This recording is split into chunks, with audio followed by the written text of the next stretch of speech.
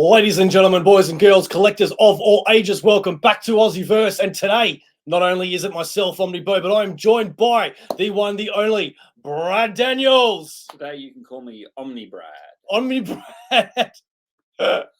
Thank you very much for joining me today, mate. How are you first and foremost? I am good. I've just had a great weekend at the OzComicCon convention here in Melbourne. Fantastic. Well, that's why you're here. As you can see, we do have your books all behind us, all of your work. Let's go through it here. We've got the Alpha Sprite Tatara. That's my fantasy adventures comic, which I do with my friend Gary Au from Singapore. It's about magical girls that grant wishes, but the wishes always go wrong. I like to describe it as Powerpuff Girls meets Lord of the Rings. Yeah, and I can attest to that too. Yeah. Moving on, we have Tales Too Stupid to Tell, which is my personal favourite. It is everyone's personal favourite. It is the easiest comic for me to make and the most popular comic for me to sell. People love it. It's just making fun of old comics. I take an old comic, I change all the words, like dubbing over an old movie, and basically make fun of it using its own artwork.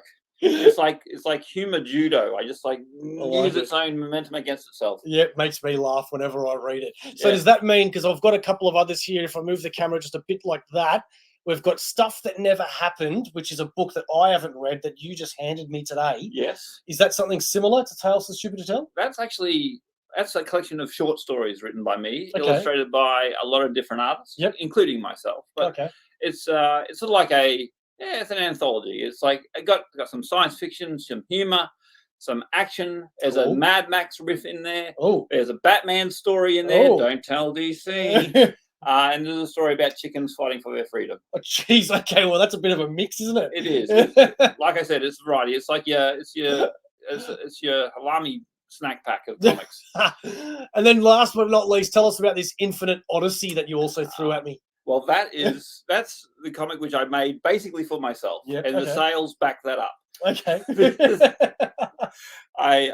the one I sold the least of on the weekend, and it's basically a science fiction story inspired by 2001: A Space Odyssey. Oh, okay. But not the movie. The book? Not the book. The comic? The comic. Okay. I was out of ideas after that one. I didn't know what else there was. Yeah. A lot of people don't know that Jack Kirby, probably the most famous comic artist of all time, did a adaptation of 2001: A Space Odyssey and a 12-issue series based on the movie. And I'm taking his concepts from that version of the story and just doing a sequel, unofficial sequel. Don't tell Marvel. Don't tell Paramount or whoever. MGM. Don't tell MGM. don't tell anybody. Don't tell anyone. Well, that's why it sells so good. I don't tell anyone. If you'd be so kind as to like the video, it is a very small favour that we ask you to do. It means the world to us. And also go, obviously, check out Brad Daniels. Where can they find you? They can find me online on Facebook at Edge Comics, EDGECOMIX, or edgecomics.com. Edgecomics.com. Fantastic. Now that we've done a little bit of the plug-in for yourself, let's get down to some loving. Okay. And that is about the comic. I didn't know we were doing that today. That's the after show. Okay, yeah. But we want to talk about OzComicCon that just happened. Brad came all the way from Queensland and had his own table there, showing off his stuff, and he's going to review it with us right now. Yeah, I mean, as I said to you earlier, giving a little bit away, I didn't actually see a lot of the convention. I'm very au fait with the area behind my desk and the track to the toilet and back. I know those very well. I know that it was very well attended, very crowded on Saturday, particularly. Sunday morning was a little bit of a miserable day. I was walking there saying, is anyone going to come to this thing? Oh, no. But by lunchtime Sunday, it was packed again. But so definitely Saturday's the more packed. Saturday was the more packed. There were times in Artist Alley where people could barely move. Oh, geez. Okay. Wow. So, and that's at the convention center. So it's not a little tiny venue. It was a big place. Yeah. Attendance was really good as far as I could see. There wasn't a lot of comic representation there in Artist Alley. Yeah. As is standard these days, there was a lot of art vendors, people doing prints. Always brilliant artwork. Yeah. But that's not my scene. My scene is comic books. And I knew of three other comic books vendors on my row. Yep. It was good that the comic vendors were all together. We had a little comic alley. Yeah. Us and the pros authors. It was like pros, comics, pros, comics, pros, comics, Right. pros. So who was your favourite apart from yourself? Oh, do I have a favourite? Well, putting you on the spot right now. Oh yeah. Well, look, Gonna piss somebody off right now. I'm going to say, I was. Oh God, you have put me on the spot. I just realised. I was next to Silver Fox Comics. Oh yeah, I know Silver Fox. Yep. Brett, was it Bevan the Bogan Barbarian? Yeah. Bazza the Bogan Barbarian. Yep. Blah, blah, blah, blah. They did good business all weekend. Yep, And okay. Sorab is a lovely fellow, Yes, as well, you know. Yep. But my favourite is probably a guy called Tim Burton. Yep. He does like dark fantasy comics. Okay. And he's just a nice guy, you know. And it was good to see him there. It was me, Tim, Sorab, and Liam, Yep. who's a young creator who has autism, and his comics are about autism and stuff like that. And it's always good to see him there. Yep. And beyond that, there were the official guests, like Yep. your usual suspects, like Tom Taylor, Mm-hmm. Name, brain, stop, work. That other person. Dean Rankin. I should remember him. Yep. Okay. Yep. He wrote the intro to my book, so I should remember really? that. Okay. He wrote the intro to my book. Yep. And other like fandom artists and stuff like that. People who I don't personally know, but I know their work and they do good stuff. Okay. So having said that, it was obviously busy, obviously well attended. All the vendors seemed very happy with how it went. I personally sold out of all the Tales Too Stupid to Tell comics I brought, which would have been about over 30 comics, 30, 36, 37 comics and trades. I sold a lot of Alpha Sprites, mm-hmm. which can be a slow seller, but there seem to be, now I've got 2 issues of that, working on the 3rd one at the moment. People know that it's going to go somewhere, so it makes it more likely to pick it up. Yep. And just a smattering of other stuff as well. I sold some art prints and stuff like that. Oh, did you? Okay. Yeah, I have based on Tales Too Stupid to Tell. Yep. I have comic covers that I've changed around. Oh, okay. I do art prints. I didn't know that. Oh well, you should come visit my store sometime. Yes. So would you come back? If only someone offered you a free ticket. I know. No one did actually. You know what? It's so funny you say that because I never get offered free tickets. And this year, not only did yourself, but I think Sarab put up on his Facebook that he had a free ticket as well. And I'm like, oh my God, like the 1 year I'm not going and I'm getting free tickets. Like, what is this? But from now on, I'm just going to expect a free ticket every year.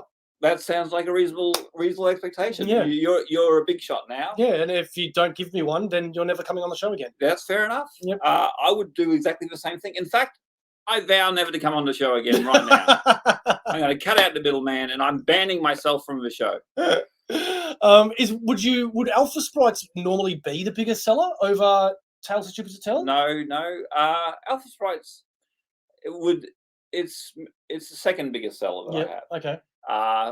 Tales Too Stupid to Tell, it's like it basically sells itself. The name is so ridiculous. Yeah. People look at it and they say, "What's all that about?" And they say, "Oh," I tell them and they say, "Oh, that's hilarious," and they buy it. Yeah. Or they say that's hilarious and they walk away, but it gets people's attention. Yeah. So Alpha Sprites is a little bit more, because it's more of a high concept. There's a little bit more to try and explain. Yeah. It takes me twice as long to say, well, this is what it's about.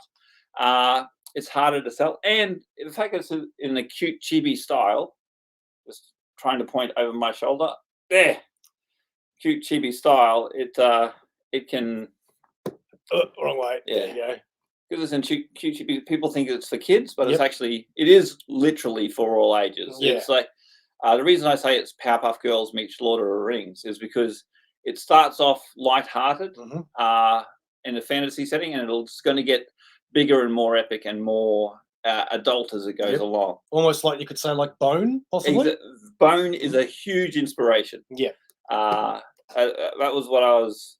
That was my analogy before I came up with the whole Powerpuff Girls Lord of the Rings thing. But then Cool. I'd say, when you start a conversation, and you say, "Do you know Bone?" then you're already at a bad start, because not everyone knows Bone. Yeah. Everyone should know Bone. It's a brilliant comic. I own it and haven't read it. Oh man, here's my advice to you. Yep. One afternoon, just sit down and read the first issue. Yep. And 7 o'clock that night, you will have finished. Yeah, that's the way it usually goes, mate. Yeah. It really gets us hooked into you.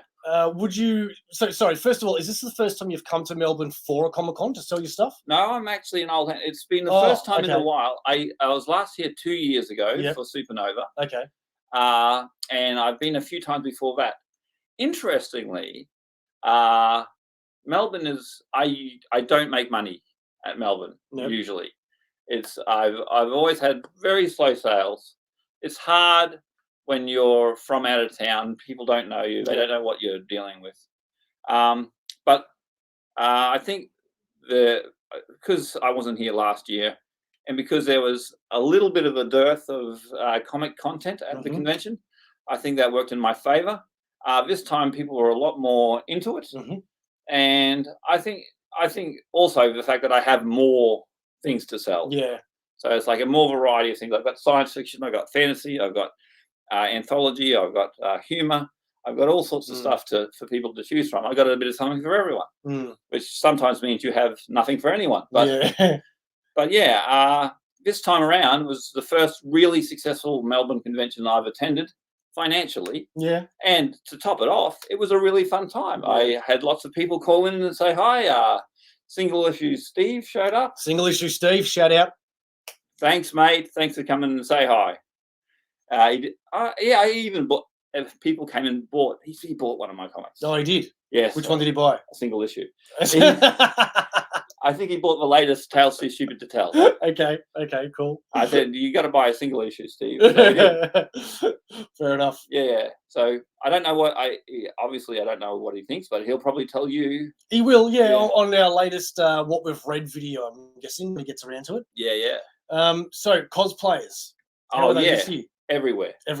Yeah, because I remember Supernova this year. I felt like there was way more cosplayers than not cosplayers. Yeah, I think cosplay is really it's not so much a hobby as it's a community. It's a community. It is a way of life, but it is a community. Like, people do it with their friends. They're helping each other out. They're critiquing each other. They're saying, you look fantastic. Someone will see someone from a different social group and say, oh, you're dressed up as Phoenix Wright, Attorney at Law. That's amazing, and stuff like that. It really brings a lot of people together and generates a lot of goodwill. So I have no bad words to say about cosplay. I think if I was, let me think of it, 30 years younger, I might even give it a go. Who would you dress up as? Oh, well, I would. My idealized cosplay would be Judge Dredd. Ooh, okay, that's like the good full choice. The helmet, like I am the law. Yeah, okay, that sort of action. Yep. Yeah, black leather, do the whole thing. Yep. It would stay nice and warm. That's the main thing. Yeah. And lots of knee pads and shoulder pads, so you wouldn't hurt yourself if you fell over. Very good. So what's next for Brad Daniels? Well, it's actually coming into a very busy month for me. In 2 weeks, I'm going to Supernova Sydney. Okay. The week after that, I have my own comic market that I run in Brisbane. Okay. The week after that is Comic Street, which is a specific comics event in Brisbane on the Queen Street Mall, in the main road of the city. And it's just for comic creators. Oh, cool. Yeah, just for local comic creators. I'll be there. Gary Della from Reverie Comics is coming up for that one. Heaps of local creators will be there. It's a really good fun time. And because it's free for the public and in the middle of the city, we get a lot of people in. Yeah, cool. And then after that, I don't know. I'm busy. And it all accumulates, as I have been doing for the past several years. I'm going to the Singapore Comic Convention in December. Oh, again, you just went there, didn't you? Yeah, last December. Oh, really? Yeah. Oh my God, I felt like that was just the other day. It feels that way. Yeah. And how is the Singapore Comic Con? Well, yeah, I do pretty well out of Singapore. It's like it's very similar to like a Sydney convention. Yeah, There's a lot of population. The good thing about Singapore, even though it is in Southeast Asia, English is one of the authorized languages, so everyone speaks English. So you don't have to worry about having your guidebook out or Google Translate to do stuff. The Singapore dollar is roughly equivalent to an Australian dollar, so I don't have to change any of this pricing on my books. Yep. And yeah, once again, it's really great atmosphere and really great community there. Yeah, you seem to have fun down there. I see your photos. Yeah. Singapore is an amazing place. It's really expensive to stay. Yep. Like accommodation is insanely expensive. Food is insanely cheap and delicious. Okay. So you need a friend to stay at. Yes. That's the key to going to Singapore. It is. Okay. Yeah. Fair enough. I'll tell you a quick story. I went 2 years ago. I went there. Yep. And I said I booked a hotel room, and I was thinking, I've got this hotel room so cheap. I am the smartest traveler in the world. This is cheaper. This is like half the price of all the other hotels. I don't like where this is going. I've found a real bargain. I get there, it's a fucking closet. I am not lying. I had 2 suitcases. I did not have space to put them both on the floor. Did you have to sleep standing up? I had to stack one on top of the other in order to get into the room. Oh, no. Yeah, it wasn't such a good bargain. Oh, jeez. Okay, well, live and learn, huh? Yeah, absolutely. It had its own toilet. What about the Singapore creators there? Oh, they're really good. Yeah. Like some of the artwork there just blows my mind. Yeah. There's like, obviously a lot of anime influence, but because they're a trade port, they also are influenced by European comics. They're influenced by Japanese comics. They're influenced by Chinese comics. They've got a large Indian population there. It's a real melting pot, and there's like just some spectacular work. Yeah, I can imagine it would. And lots of homemade comics, homegrown comics there in Singapore, which are worth checking out. I think there was one I got. They were giving they're not messing around. They were giving away the first issue of their comic for free. Yeah. And this is a big convention. That's how you suck them in, man. That's a good. They would have been giving away more than 1,000 over the weekend. Okay. I think it was called "Hackers Are the Outlaws of the Digital Age" or something like that. It was like a pro-hacker propaganda comic about how good they were and how they were fulfilling their karma. That's what I liked about it. It had a different spin on it. Okay. Yeah. Anything else before we go? I just wanted to say it was really good to see you in person there, It is. Thank you. It's really good to see me in person too. Yeah. I mean you. Okay. That just made it awkward. Yeah, it made it awkward.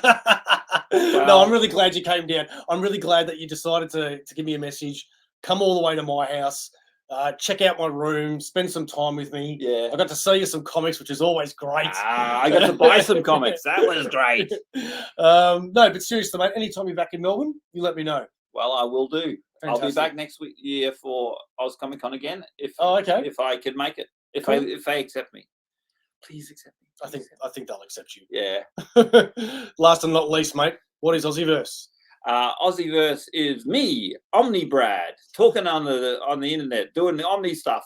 That's me. OmniBeau is gone. Now it's just OmniBrad. From OmniBrad all the way. That is so incorrect. That is not it at all. Aussieverse is and always will be for life. We'll catch you next time. Thank you very much, Brad. See ya.